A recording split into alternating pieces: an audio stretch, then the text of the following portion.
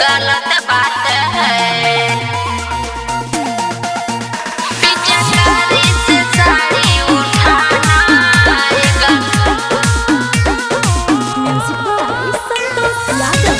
गलत बात है।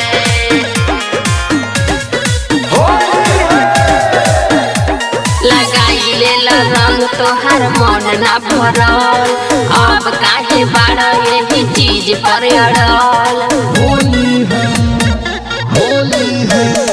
लगाई ले रंग तोहर मन ना भरल, अब काहे बाड़ा वही चीज पर अड़ल। छोड़ो नया बहिन भतार साथ है, पिचकारी से साड़ी उठाना गलत बात है। सारा रा रा रा रा रा रा बुरा न मानो होली है। भौजी को बैगन सटाना ये गलत बात है। सारा रा रा रा रा रा बुरा न मानो होली है। भौजी को बैगन सटाना ये गलत बात है।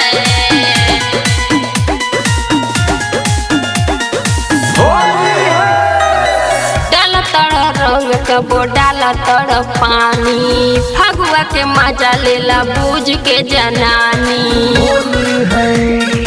होली है डाला तड़ रंग कबो डाला तड़ पानी, फगुआ के मजा लेला बूझ के जनानी।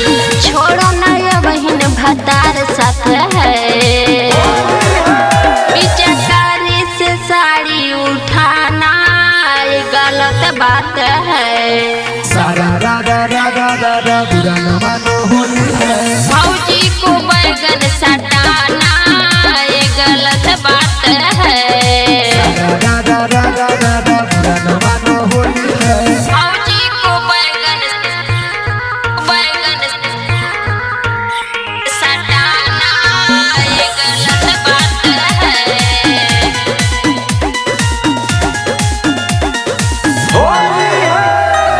देवरू शराबी बड़ा नशा में फूल हो, होली में देखब कहाँ बड़ा के फूल हो। होली है देवरू शराबी बड़ा नशा में फूल हो, होली में देखब कहाँ बड़ा के फूल हो। छोड़ो नया बहिन भतार साथ है, पिचकारी से साड़ी उठाना गलत बात है। सारा रा रा रा रा रा रा बुरा न मानो होली है।